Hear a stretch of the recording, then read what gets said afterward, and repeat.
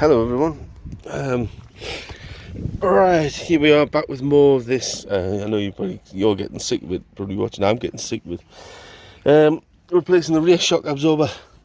What an absolute nightmare. The bolt goes through there. Finding that was a chow on. Nearly stripped that because the angle that's at.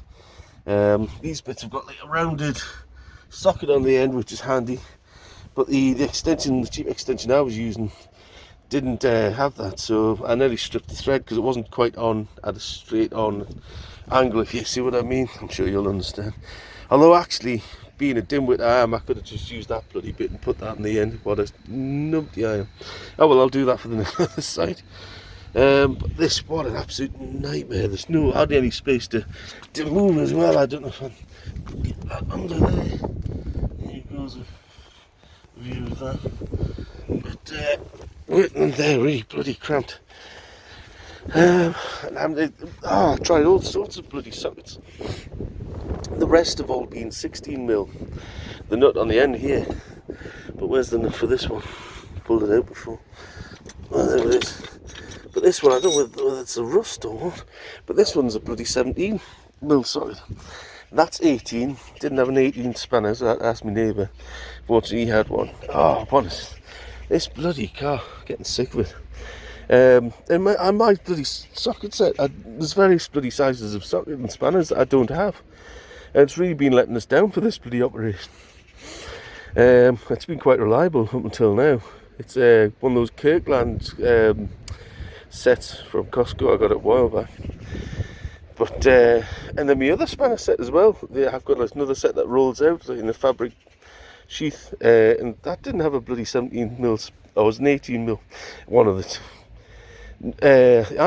It went from 17 to 19 instead of. They mustn't just think it's a common size nut. So there we go. Anyway, that's the old rear shock absorber out.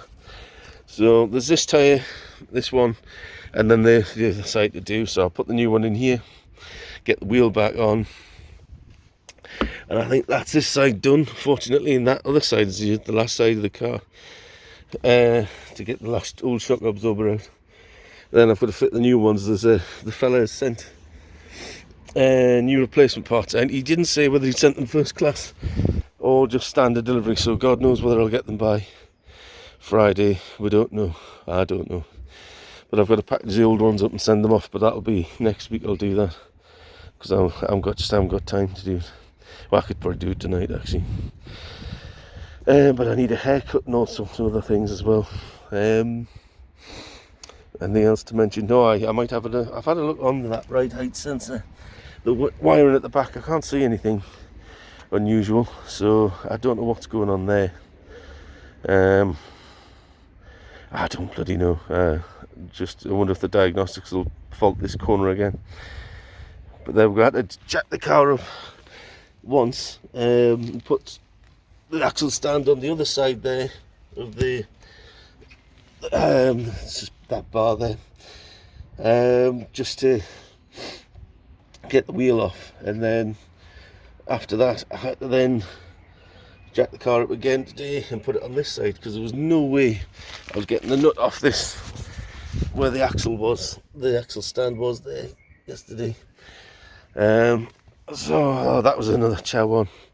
I'm super tired as well. I've not been just losing loads of sleep, and then having to do this as well, so I've got to keep my eyes open and make sure I don't make any mistakes.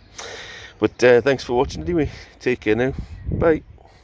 Right, another little quick update. That's all fitted, bolts back in, the shock absorber's in, so that's that done. That was a chow on. Had a bit where I was actually underneath the car. I'd compressed the shock absorber, put it in the top slot, and then couldn't get the bottom bar in the bottom slot. And I thought, oh no, they've made the thing too big for you. You can't fit the bloody thing in. I thought, how stupid can you get? Not realising, me not thinking, oh, why don't I just turn the engine on and make the right height go high? I sat there lay there for a good couple of minutes just thinking, how am I going to get this in? Just so stupid of it. You completely forget these things. But never mind, that's in. So God, I never want to see another shock absorber again, or put another wheel back on. Oh wait, I've got to do the other one around the other side. Oh, dirty then, I'll get on with that. Right then, I've sort of cheered myself up a bit. I feel better in general. And this side went really well. No trouble at all.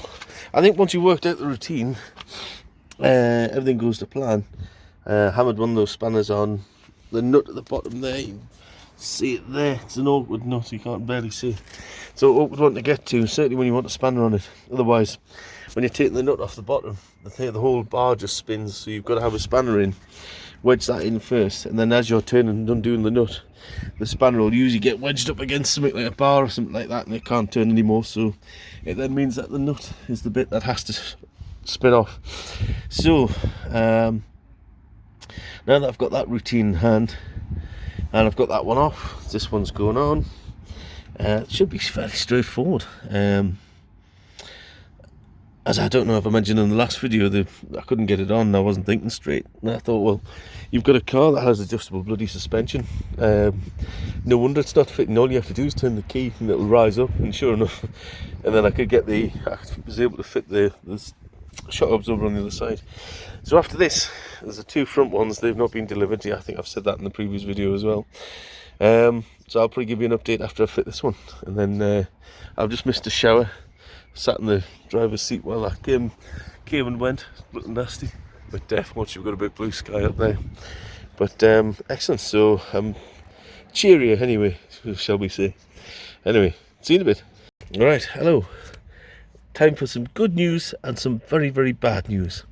The good news is I've got the shock absorber in. The bad news is I knew it wasn't going to let us finish this job without doing something else.